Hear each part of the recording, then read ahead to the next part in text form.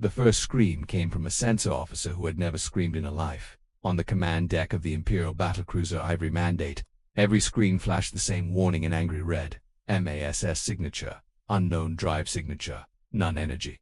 Output IMPOS, says IB. Captain Vector stood so still that even his breathing slowed. He watched the tactical map like it might blink and become normal again. It did not. The object was huge. Bigger than any cruiser. Bigger than most carriers. Yet it sat at the edge of Imperial space like a silent mountain. No engine flare. Wake, no heat plume. Just presence. Confirm, Vector said. Voice calm by force. Is it a station? An asteroid? Lieutenant Chellarin swallowed. Her frill was tight with fear. It has right angles. Captain, clean geometry. It is built. By who? Chellarin hesitated, then spoke the sentence that made the room colder. Humans. A few officers laughed. On instinct, short, nervous sounds that died the moment they heard themselves. Humans were a minor species at the edge of the known lanes. No empire. No great fleets. Barely any presence in the Council's records. And yet the object's mass signature kept climbing as the ship's computers refined their estimate. Captain, the weapons chief said softly, if that is a human warship, then everything we think we know is wrong. A new ping sounded. A transmission request. Not from the object, from Imperial Command. The face of Admiral Korvax Halen filled the main display. His eyes were narrow, his jaw hard. Captain Vector, the Admiral, said report. Vector held the silence for one more breath, then answered. An unknown vessel has entered the outer boundary. No visible drive. Extreme mass. Extreme power. Our scans identify human construction patterns. The Admiral's nostrils flared. That is not possible, sir. It is present. Behind. The Admiral. Officers ran in clean panic. An aide leaned close and whispered something. The Admiral's gaze snapped back. Do not engage, Korvax, Halen ordered. Do not provoke. Hold position and gather data. I am dispatching a diplomatic cutter and a reinforcement squadron. That line cut. On the deck, nobody moved. They all looked again at the silent giant. Then the giant moved. Not forward, not backward. It turned slowly like a continent rotating in space and pointed its flat, blunt front directly at the Ivory Mandate. The tactical system screamed. Lock detected, lock detected, locked ETICTD, ECIT. It has target solutions on us already. Vector forced his voice to stay steady. Put our weapons on standby. Open a channel. Chellarin's hand shook as she worked the console. Chellarin's open, static. Then a voice. Human low, clear, steady. This is Captain Marakel of the human vessel Stone Lion. Imperial ship. You are inside a restricted corridor. Do not fire. Do not advance. We do not want war. The translation software handled the words smoothly, but it could not soften the weight behind them. Captain Vector leaned forward. Human vessel, you are within Imperial space without clearance. We know, Marakel said. We also know you're running a fleet drill. In Sector 9, we're not here to fight your patrol ship. We are here for the thing behind you. Vector's throat tightened. What thing? A pause. Then Marakel spoke again, slower. The Snowforge. On the bridge, even the air felt like it stopped. The Snowforge was a rumor wrapped in lore. A forbidden facility. A secret that only the highest Imperial circles pretended did not exist. Weapons Chief Drakmal stared at Vector like he had been stabbed. Vector said carefully, "You are misinformed." "No," Marakel replied. "We are late." The human ship's surface changed. Panels shifted. Angles unfolded. Something like a spine of black metal rose along its back. No engine flare. No thruster burn. But gravity around the ship bent subtle at first, then stronger. The stars behind it seemed to smear. Chellarin gasped. "Captain, it is creating a localized gravity distortion." Vector clenched his claws. "How?" The answer came not from his crew, but from the human voice. "You're seeing our inertial canceling field," Marakel said. "You can stop scanning. You won't understand it in the next 10 minutes. That should have sounded like arrogance, and instead it sounded like a tired warning. Imperial doctrine taught that a warship was a visible threat. A warship had heat, light, radiation. It announced itself with force. The Stone Line did none of those things. It was a weapon that did not need to shout. Captain Vector had served 30 cycles. He had seen pirates, rebels, zealots. He had never felt this kind of fear that came from realizing he had been blind. Captain Chellarin said, voice small, "There's more. It's broadcasting, broadcasting, Broadcasting what? She looked at the data stream and went pale. It's broadcasting emergency rescue protocols, medical docking codes, civilian evacuation frequencies. Weapons Chief Drakmal frowned. That makes no sense. Why would a warship broadcast rescue frequencies? Before Vector could answer, the human spoke again, as if she had heard the question through the silence. Because we're not here to conquer you, Marakel said. We're here to keep you from killing billions. A small Imperial shuttle arrived first, the diplomatic cutter the Admiral promised. It drifted into the area with all the boldness of a child stepping between predators. Its transponder identified it as diplomatic craft Lumen 4. A voice came over, comes tight with forced control. This is Envoy Tyron Vox. Human vessel, you are trespassing. State your demands. Marakel answered. Open your Starforge logs. Power it down. Stand down the security fleets. And stop feeding it. Envoy Tyron Vox snapped. There is no Starforge. The human captain's voice became colder. We can see the neutron feed lines. We can see the gravity anchors. We can see the containment lattice. Your lie is older than your empire's current flag. The diplomatic craft fell silent on the ivory mandate. Vector watched his crew exchange looks. The Starforge was not supposed to be real. Yet the human ship spoke, like it had visited it. Vector opened a private channel to the Envoy. Envoy Tyron Vox. Why is the human ship naming restricted assets? The Envoy's reply was not immediate. When it came, it was low, almost angry. Captain, your duty is to hold position. Ask no further questions. That was the second impossible thing. The first was the human warship. The second was that Imperial command was afraid of it. A new signal cut in, not on normal channels. A narrow band beam, precise, aimed only at Vector's ship. Chelarin blinked. Captain, they're requesting a direct-to-bridge hololink. Encrypted. Custom protocol. Can we trust it? No, she admitted. But we can't ignore it either. Vector nodded once. Except route through isolation. The display shimmered. A human appeared, not Marakel, but an older man with gray hair and calm eyes. He wore a simple uniform with no gold, no pride symbols, no empire shine. He looked like a person who had buried too many friends. I'm Admiral Elias Graves, the human said. Captain Vector, I'm speaking to you because I think you're one of the few people here who still has a choice. Vector's spines lifted. A choice. Elias Graves nodded slowly. Your empire is about to ignite a star and aim the collapse wave at a rival system. You call it deterrence. We call it genocide. That is a severe accusation. It's a fact, Elias Graves said. We intercepted your resource traffic months ago. We followed it quietly. We tried diplomacy with the Council. Quietly. No one wanted to believe the Empire would build a star killer in the dark. Vector's mouth went dry. Why would humans interfere? The human admiral's eyes softened, just for a moment. Because we were once a species nobody feared. Then we learned what it feels like to be helpless under someone else's weapon. His gaze sharpened again. And because your Starforge uses the same physics as our home system's defense net, if you fire it wrong, you won't just kill your enemy. He leaned closer. You'll fracture the lane network. You'll turn half the spiral arm into dead space. Trade will collapse. Life support colonies will starve. Whole worlds will die without ever seeing your fleet. On the bridge, Chelarin whispered, Captain, he's not threatening, he's warning. Vector forced himself to speak. If your goal is to prevent it, why arrive with a warship? Elias Graves gave a small, bitter smile. Because your empire doesn't listen. Two weak voices. Alarms flared again. Not from the human ship, but from the far side of the sector. A new Imperial squadron emerged from stealth 3 destroyers and a carrier painted in black and gold. Their transponders were off, unauthorized, illegal, but they moved, with the confidence of an order already given. Weapons Chief Drakmal said, Captain, those are internal security ships. Internal security did not patrol borders. Internal security cleaned problems. Envoy Tyron Vox's cutter backed away as if it had suddenly remembered it was fragile. A voice boomed across open space. Admiral Korvax Halton, no longer pretending calm.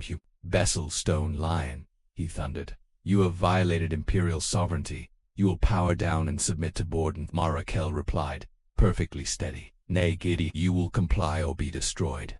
A pause. Then Marakel said, try. The internal security carrier launched fighter sleek darts of metal.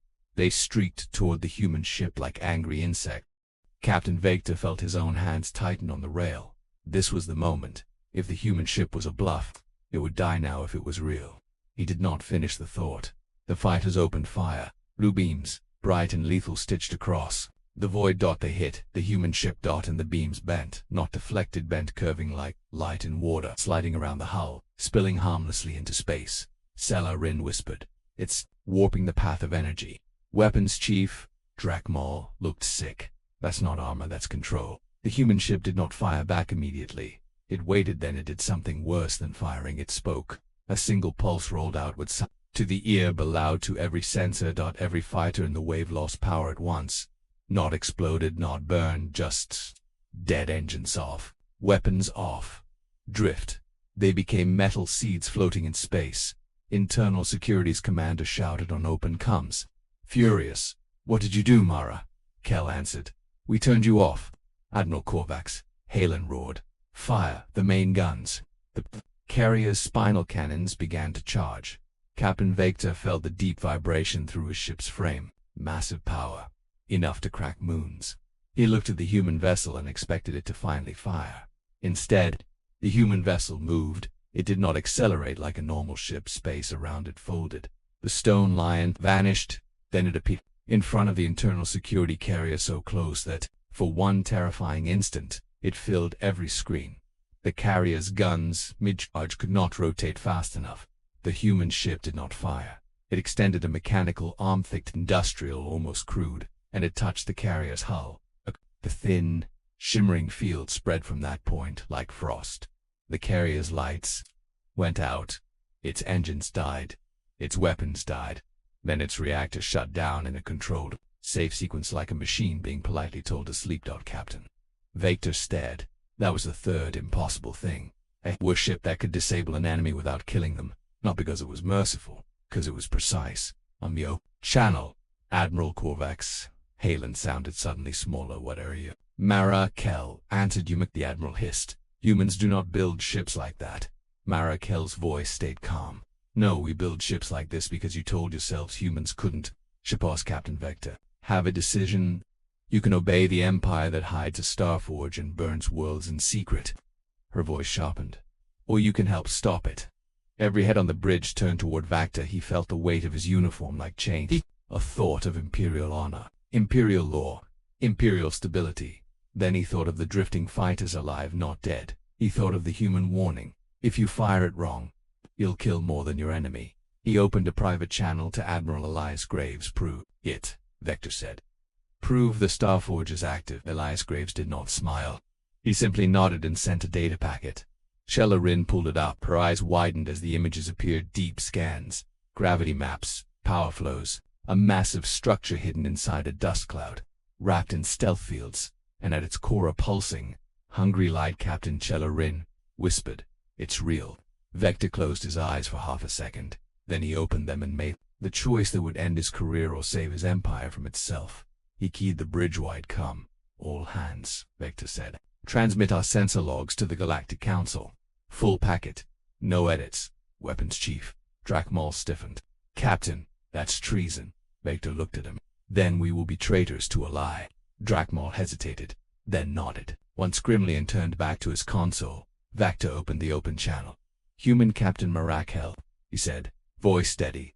"I will not fire on you. I will assist in preventing the Starforge from firing." A long silence followed. Then Marakel answered softly, "Copy that, Captain. Welcome to the hard side of history." Internal security did not stop. 2 destroyers remained active, keeping distance, charging weapons. They were afraid to get close after seeing their carrier fall asleep, but fear made them reckless. They fired long-range missiles, smart, fast, and ruthless. The human ship did not intercept with explosions. It opened its hull like a flower of metal and released something that looked wrong. Flat, dull discs, like coins tossed into space. The discs spread out. Then the missiles entered the field around them and simply forgot what they were doing. They drifted, their guidance dead, their warheads safe. Cella Rin whispered, almost in awe, "They're rewriting targeting logic." Vector watched the human ship turn toward the hidden dust cloud where the waited. He understood, suddenly, why the Empire was terrified.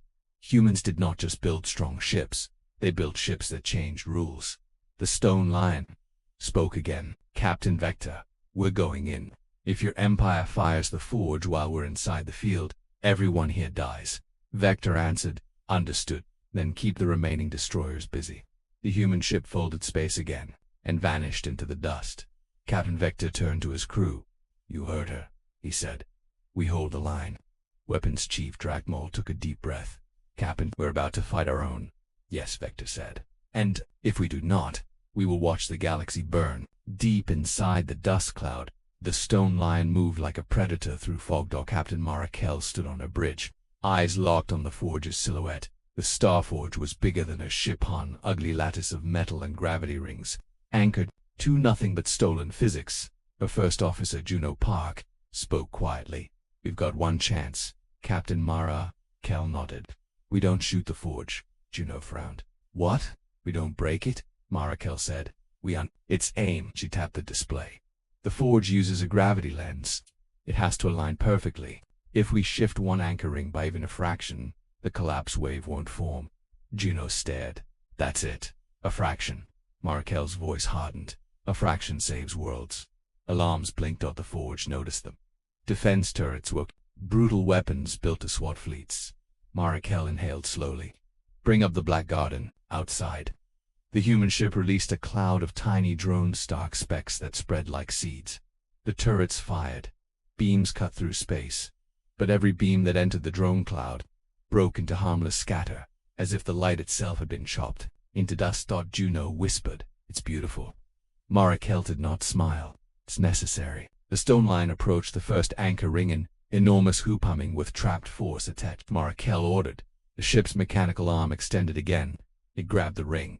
The human ship's gravity field pulsed. The ring shifted. Not much, not dramatic, just enough. The forge's core light flickered, confused.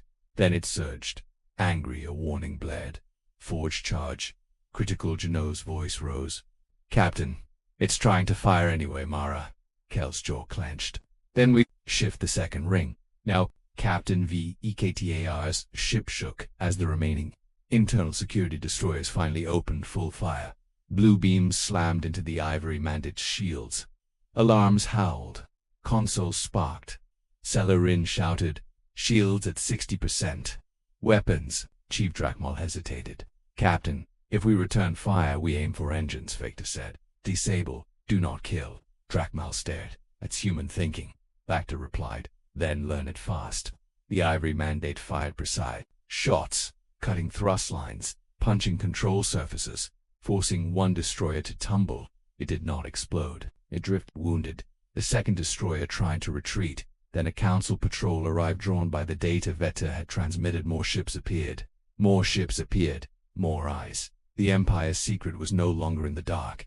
Envoy Tyron Vox's voice came through, sharp with panic. Captain Vector, you will stand down. Vector answered. Tell the truth to the council, Envoy, or history will tell it for you. Inside the cloud, the forge screamed in energy and gravity. The second ring resisted like a living thing. The stone lion's hull groaned under invisible pressure. Juno shouted. We're at stress limit. Marakel's eyes stayed locked on the ring. One more pulse. The ship's gravity field flared. The ring shifted barely. The forge's core light stuttered.